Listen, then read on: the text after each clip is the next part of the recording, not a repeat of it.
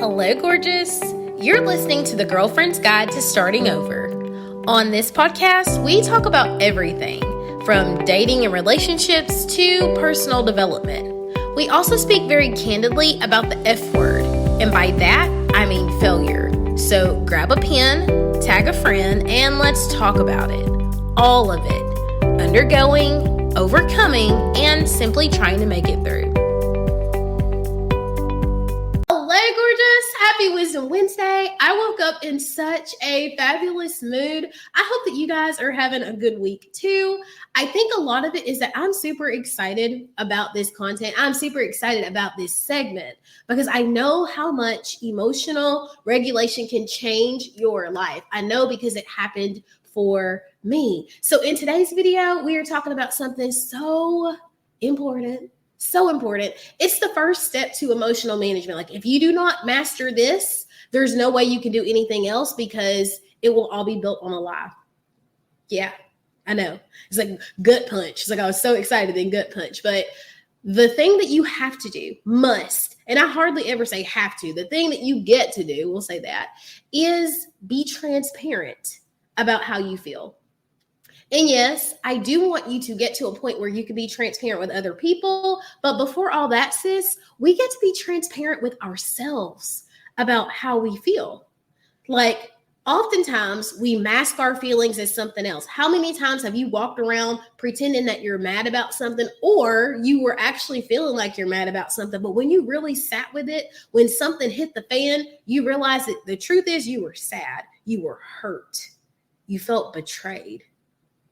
We get to start acknowledging how we feel, okay? And this starts from the time that we're born, when people are like, nice hands, play nice, be sweet, don't be so ugly, don't be jealous, don't be angry. Any feeling that people perceive to be negative, they don't want you to feel it.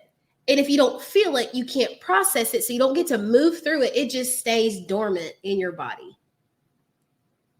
You're following me? So dormant feelings in our body manifest as joint pain, headaches, stomach aches, high blood pressure. Now, don't get me wrong. For all you social media soldiers out there, I do recognize that diet and health and physical problems all play into these physical problems or physical health problems. But let's just be real. Stress and emotions will have you deceased. They will break you down if you do not learn to process them, if you don't learn to move through them, if you don't learn to feel them. So we're talking all about how to manage that right now, okay? So the first thing about being transparent in your emotions and what you feel is that we get to learn, we get to unlearn that feelings are good or bad, and we get to learn that feelings just are.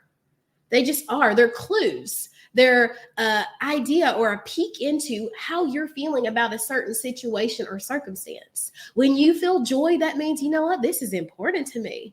When you feel sad, it's like, oh, is this some sort of loss? Is there some sort of betrayal? How am I feeling like something has been taken from me, right? If you feel anger, it's like, wait a minute, what am I trying to defend?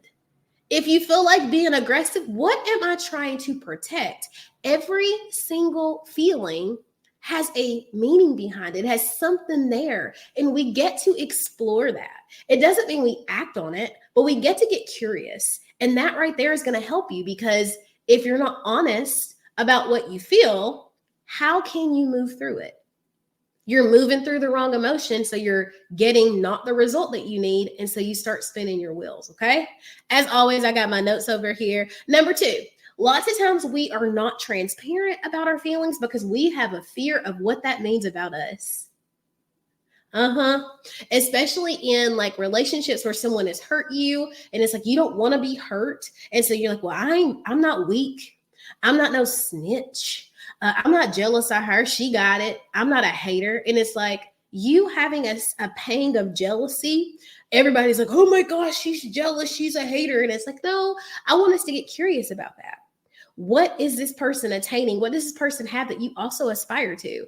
Is it a lover? Is it a degree? Is it some position in the workforce? Is it some position in the community? What do you need to do so that you can get to a place where it's like, you know what? Good job, you. Now let's go me. It's that ability to recognize that this does not mean anything good or bad about me. It's just an awakening, right? It goes back to the first one. Like, we get to stop thinking that because I'm sad, that means I am a bad person. Because I'm angry, that means I'm a bad person. Because I'm any.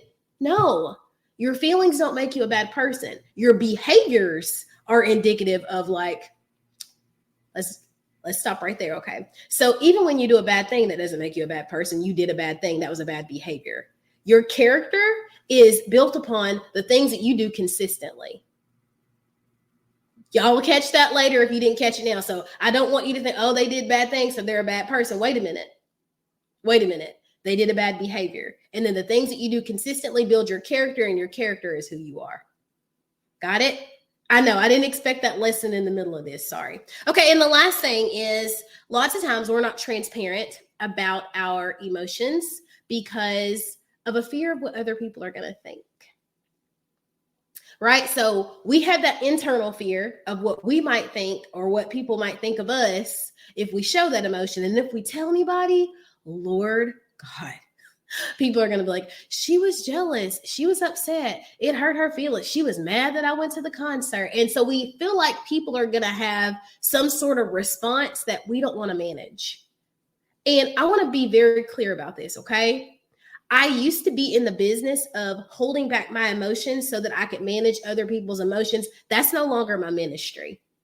And I suggest that you put that down as your ministry too, managing other people's emotions. It's going to drive you mad, okay? And that doesn't mean that, again, we don't pop off. We're not talking to people reckless. We're not treating people any kind of way, but we are being very clear. You know, I felt really upset when I was yelled at. I don't do well when people are bombarding me, right? Like, you get to learn how to communicate yourself. And I'm sharing my best strategy for communicating myself in tomorrow's podcast episode. So don't miss that.